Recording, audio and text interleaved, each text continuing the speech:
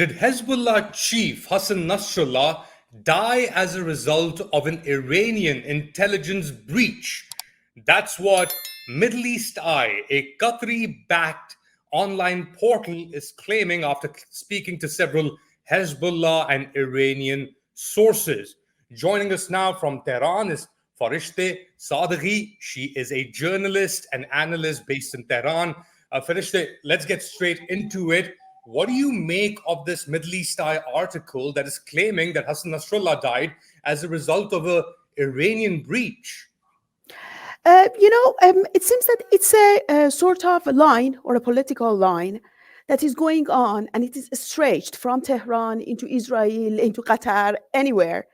Almost a month, not a month ago, almost 2 weeks ago, some Iranian media outlets that they are close to reformists and they are pro-Western, and I personally call them America's or NATO's fifth column. They started spreading this rumor that Sinwar is a spy. Actually, it was not reflected in the regional media, but that line has existed already. And now with Ghani not anybody knowing where he is or what he does, and the fact that he has a very important role as the commander-in-chief of the IRGC Quds force, they are repeating the same rumors. And it seems that Israelis have started. And if you remember last week when there were some very heavy bombardment of Beirut after Hassan Nasrallah was killed, it was rumored that 2 or 3 days ago, 2 or 3 days later, there was another bombardment, even way bigger than what led to Nasrallah's assassination.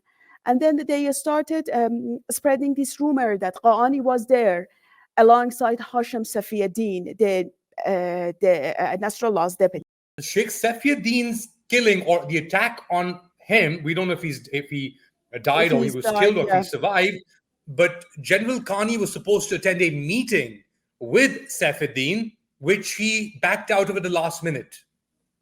So this is what the Middle East Eye claims, okay?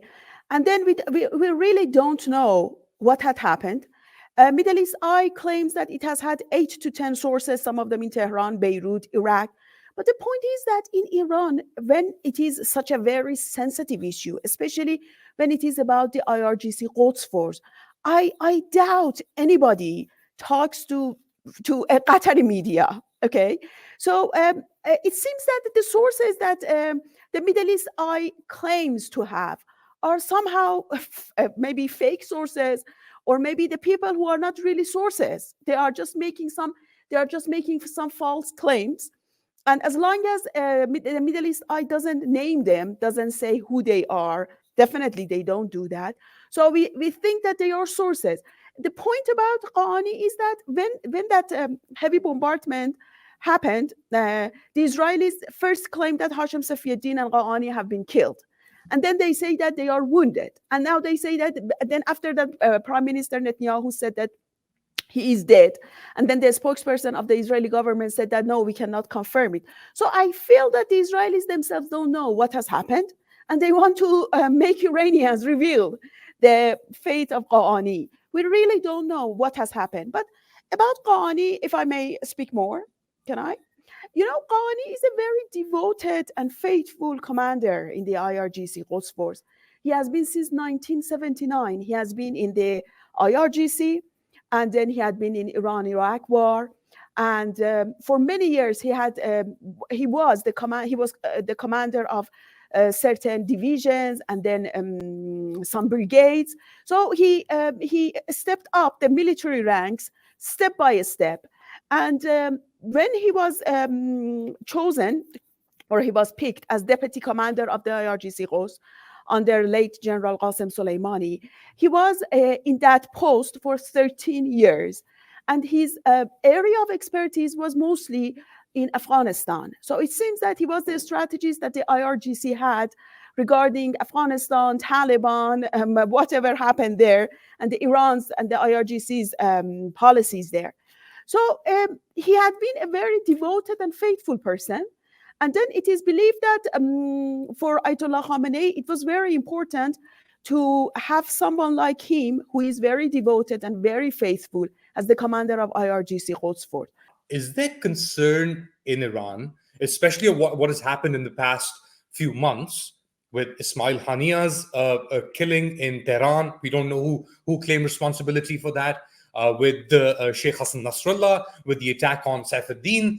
Is there a concern in the Iranian leadership or in Iranian society, civil society generally, that the intelligence apparatus of Iran has been infiltrated by the Israelis? It is possible. No, it is possible because before, for example, before Nasrallah, we had the assassination of Fakhrizadeh. Then how Fakhrizadeh was assassinated, his place, the way that the way that he moved his communications, and then the moment that he came out of his villa in the northeast of Tehran, it was a deserted area.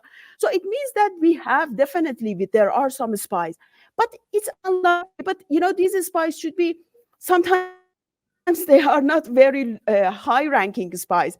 Actually, if you want to give info to, for example, Mossad or Israel, you should not be very high-ranking, because if you are high-ranking, your communications are always under control. So there are some, maybe even in Hezbollah, in Hamas, Senbar himself was the person who used to hunt spies in Hamas, in Hamas ranks. So it is possible. And about Haniya, let me tell you something. Let me explain something to you. For Haniya, what happened to Haniya was totally recklessness on the side of Iranian intelligence apparatus. Unfortunately, it happened. Haniya went to a guest house that he used to use it, and if he was taken to, for example, to a very famous hotel in Tehran, where all the guests on that special occasion were hosted, it wouldn't happen. The assassination wouldn't happen.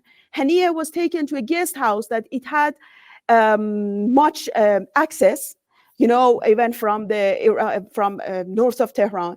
So definitely, those who assassinated Haniya knew that where he used to stay for a long time. Actually, they knew that, and they could assassinate him way before that. But because Israel had struck a blow and a degradation and a humiliation following that April Iranian missile attack, they wanted to retaliate by humiliating Iran. And what is the best way to humiliate a person? By killing their guest in their house. About Nasrallah, the circumstances that Nasrallah's place was breached, it is still unknown. It is said that he was actually in Iran, then he traveled to Lebanon, and the Iranian advised him not to go because, and even I can't remember where I read, but I just read that the Israelis have said that we knew where Hezbollah used to be for almost a year. And then they decided to assassinate him. The same thing that happened to General Soleimani, Americans used to say that we knew where Soleimani goes, where he is. They mostly knew that. And then it was President Trump, who decided to assassinate him. So it doesn't mean that they didn't know where he is. It was the time, and the timing was important to them. The Iranian foreign minister recently met the Crown Prince of Saudi Arabia. He's had negotiations with the Saudis, meetings with the Qataris in Doha.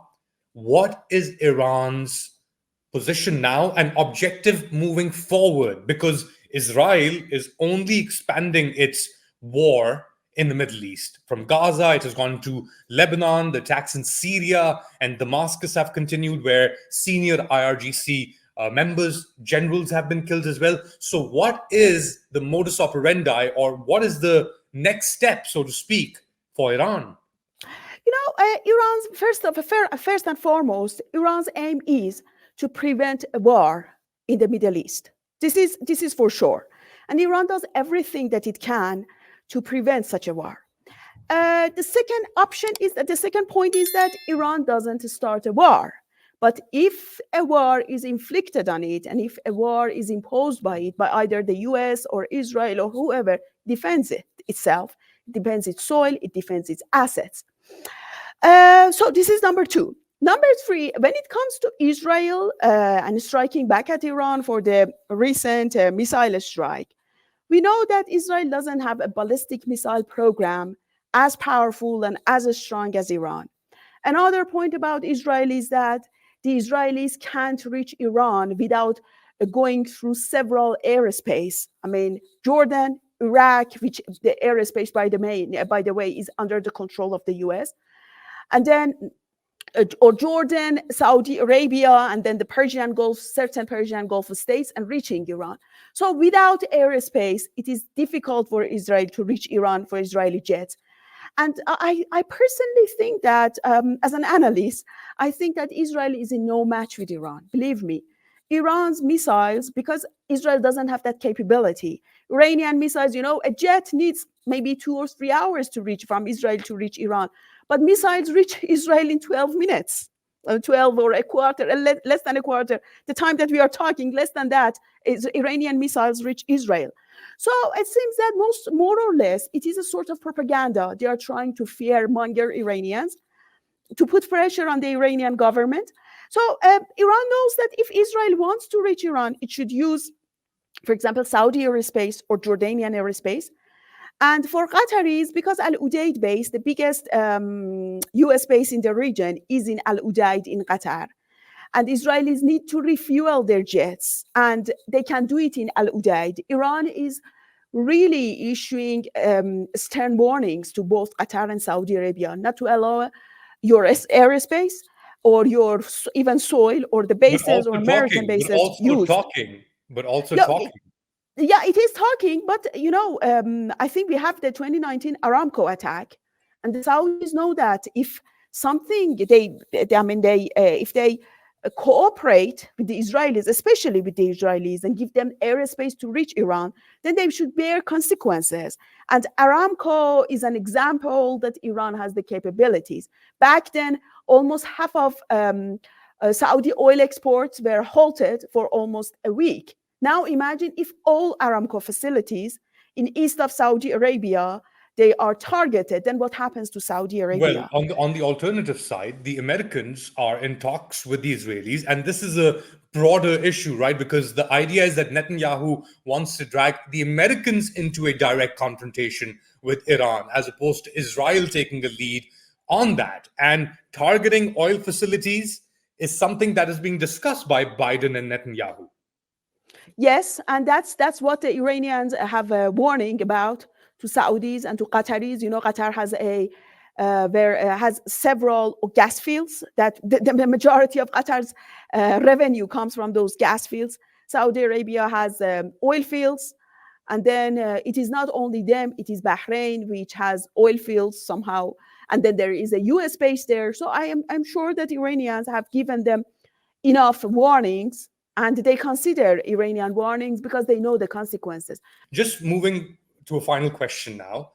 Wali Nasr, author, Iranian American, he wrote a book called The Shia Crescent, in which he talks about Iran's influence going all the way from Iran across the Middle East into Lebanon and creating this crescent. You talk about Iran not wanting war in the Middle East, but it seems that war is inevitably being imposed on Iran. If Iran doesn't want war, and if war is imposed, what is the next step? And if Iran loses its allies in Lebanon, in Syria, in Iraq, then that whole idea of the crescent or the Shia crescent, if it was real in the first place, is gone. Iran has assets, yes. It has allies, yes. And it will defend them. As it has said that it will defend Lebanon. Iran's help to Lebanon, specifically to Hezbollah, it was an system that has been built for years. Iran's and Hezbollah's, cooperation dates back to almost 4 decades. So it means that by losing some commanders in Hezbollah, even Hassan Nasrallah himself, Hezbollah doesn't lose those capabilities that it was built on for 4 decades. So Iran has always found ways to help Hezbollah, to help its allies. Fereshteh Sadeghi, thank you so much for joining us and giving us your insights from Tehran. Take care and be safe. Thank you very much for having me. Stay safe. Thank you. Well, there you have it. Fereshteh Sadeghi was telling us of the Iranian position and where Iran finds itself at this critical juncture. We spoke about the Middle East Eye article and what they are saying about the internal investigation. Now, that article is based on unnamed sources, as Fereshteh was telling us, but it is a critical time now in this whole saga where Israel is trying to expand its war and Iran in the moment finds itself on the back foot. But Fereshteh is telling us that the view from Tehran is one of determination and one of confronting what they say is a war that is being imposed on them. Do like, subscribe, and share this content. I'll speak to you next time. Take care. Bye-bye.